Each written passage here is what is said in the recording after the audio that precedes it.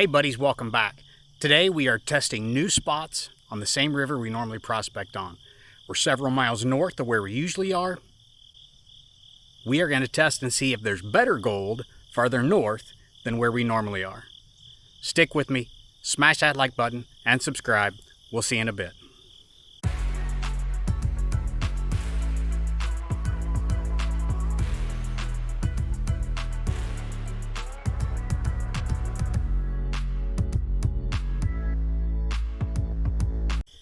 Okay, so here's a look downstream. I am on the most upriver portion of this bar that we can get to currently with the water as low as it is. This is all bedrock around here. It's really decayed bedrock. It's not solid like in our other spot further south. A lot of this is decayed. There's a lot of dips, voids, lots of spaces for gold to sit. So here is the, here we are looking upriver. You can see currently there's a mound over here. I'm not able to access that to see if it's all sand, dirt. I don't think it's gravel. There is another one further upriver on the right. Again, I can't reach those to find out how solid those are. Today, we're going to kind of target this area right in here, the furthest upriver section of this bar. We're looking for depressions, slack areas like behind rocks where heavies can drop out. A lot of times this is underwater, especially in the spring, when there's heavy flows coming down the river. So we're taking the opportunity here to work as far upriver as we can to see if we can find gold up in that area. As I was checking out this new spot, I was just looking at the contours and how things sit and trying to figure out where I will test first. Here's some of the stuff I'm seeing that look good to me. You have this rock right here with, of course, the slack area right behind it. And then this area right here, if you can see, it's right behind these rocks. This is a channel in between these two sections of bedrock. I pulled a bunch of rocks out of here just to see what kind of rocks were in here. So you can imagine the gold's traveling down here. It might not be very good because this is almost straight down river, but hey, we're still going to test it.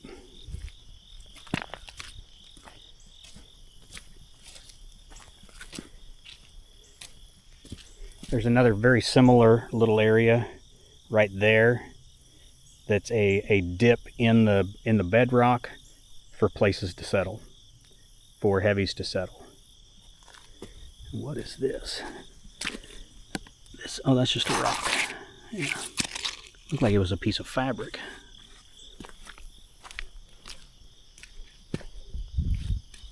Oh my gosh. See, we find all kinds of cool fossils. Can you see this? See that fossil? That is pretty cool. A little segmented piece there.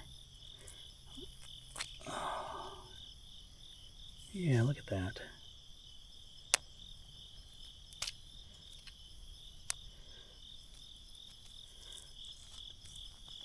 I'm going to take these back and give them to my friend Jeff. He'll like those. Yeah. Those are pretty cool. Okay, so here we are at the northernmost point. I want to give you guys a look at these gravels that are up here. Not as much bedrock here. There's still a bunch of rocks, but there's not as much bedrock.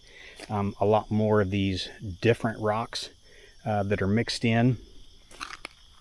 Over here you've got some bigger cobbles that washed up there. We might have to check that out. Again, all of this has potential. This is the most upriver side of this. Check out, see, look at how big these cobbles are here. So obviously these are dropping out first right here. So we got to test. We got to test this area here. Yeah. Give you an idea, here's another one of those little channels. Again, it's right along the flow of the river, but there's the possibility that with all those gravels in there, that gold can drop out there. Yeah. And there's another one. Nice. Okay, so I did not bring any powered equipment down to the river with me today. Everything's going to be manual as we sit in the river. I've got my arbor classifier. I've got my arbor fabrication classifier. I love using it with the bucket. Works great. And we're classifying it down to 1/4 of an inch. And then we'll pan after that. Okay, buddies. I just got done digging. I classified about a bucket full. You can see there, almost a bucket full of minus 1/4 inch concentrates. There is the rocks that my plus 1/4 inch that I set aside, and those are sitting right there because they will get pushed right back into the hole right there. You can see that's the big rock that I pulled out of right there, and I was digging under it. Got quite a bit of material out from under there.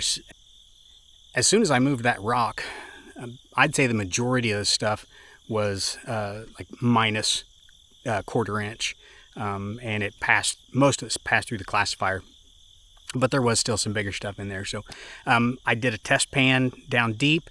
I did one test pan first up, just barely getting the top scooped off. Found, what was that, about 4 or 5 flower specks in it, so I knew it was pretty good. After I moved the rock, started digging out from under there, and then I did a test pan down deeper and ended up with about 15 or so colors.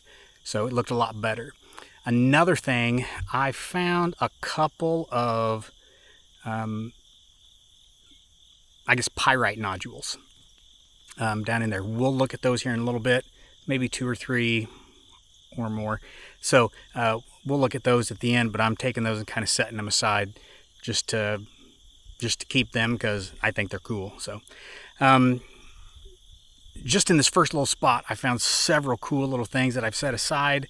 Now we're gonna go. I've got my stool, my little folding stool set up out in the river.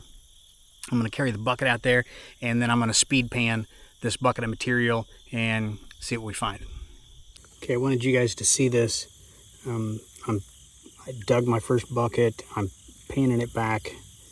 I panned it all out, and here's some of the pyrite. I have taken a bunch of pyrite out, but this is some that's still in there. Just so you can give it a look real quick.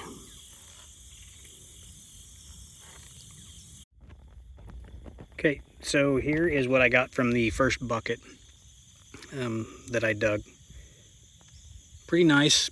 I don't know what I'd say, 50 colors or more, something like that. Pretty good. Some are small, some are decent sized. So this is all going to go in the bucket, and then we're going to do a final day cleanup later. But yeah, not bad for one bucket. Okay, so that's where we dug our first hole, got our first bucket from. Now we are going to go. We're going to go back up. I want to go try that spot up at the top of the bar and see if I can see what kind of material is down there. Run some test pans, maybe dig a bucket there.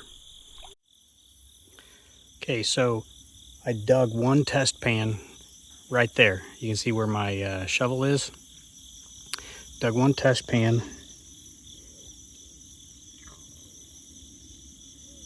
Can I get, sorry about that.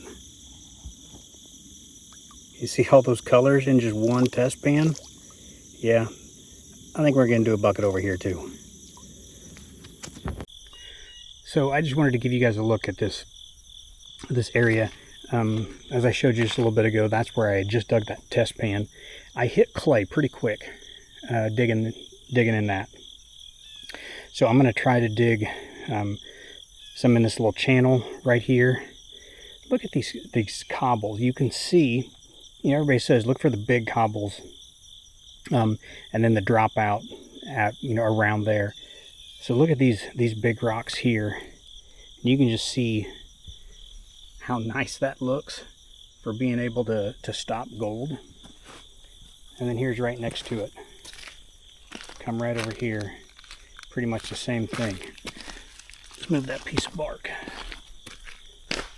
So yeah, it's kind of the same thing right here. So there's quite a bit of material here that we could possibly move. All right, so now I'm going to dig a bucket out of that area. Try it, man. I mean, I have not found a spot here in this area that I haven't found gold yet.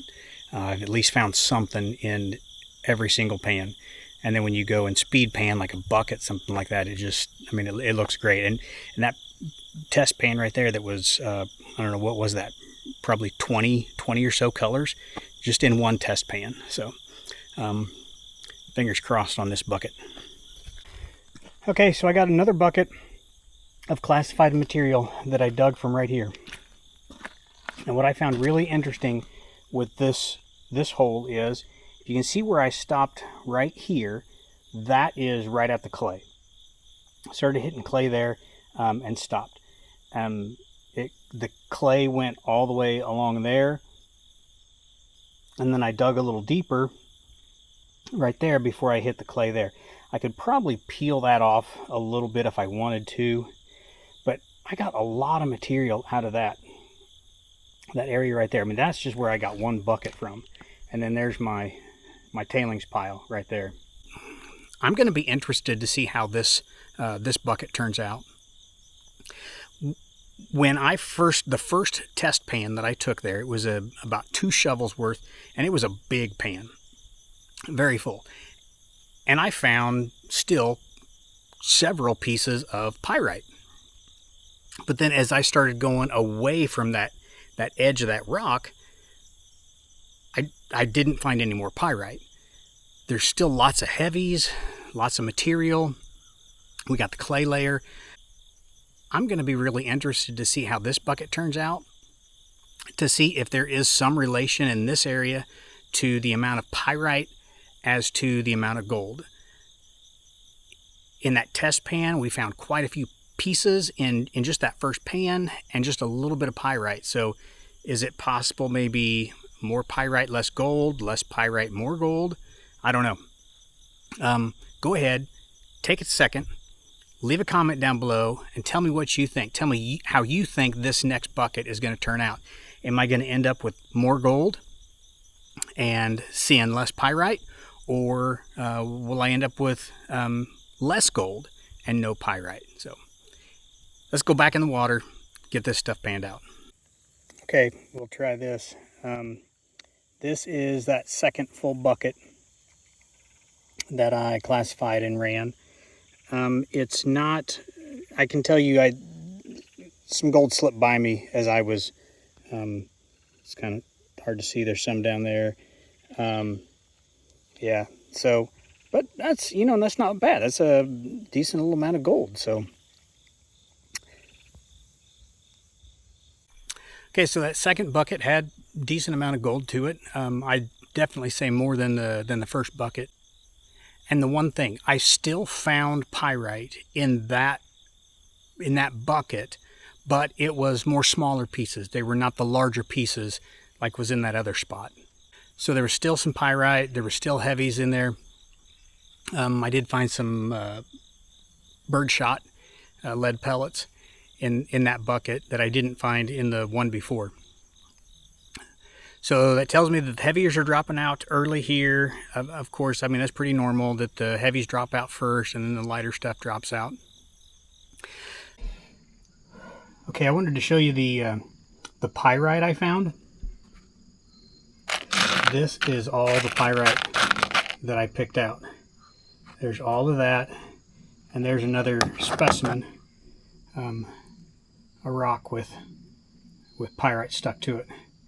There's some fossils that I found, still good size, still in good shape. And then, man, my first piece of petrified wood. Yeah, that's pretty awesome. And then some other cool rocks that I found, taken home. I'm gonna cool down here, get my stuff loaded back up, get on the road and head out. So as I was going through editing this video, I realized that I never finished it out. I brought all the cons back home, and what I had dug out of one extra area that I didn't show earlier. And I brought buckets of that raw material home, classified it, and ran it rather than panning it out at the river. This is a new area to me. I've not hit it very much. Actually, I think this was the first time I really focused on this area and sampled it pretty good. I was surprised by the amount of colors that I found in the pans. It's definitely a good area that I will come back and hit harder later. Thank you all for joining me. So glad you came back and join me on another adventure. As always, be sure to smash that like button and subscribe. Hit that notification bell. That way YouTube will let you know next time I post one of my adventures. Thanks for joining me. Stay safe and heavy pans.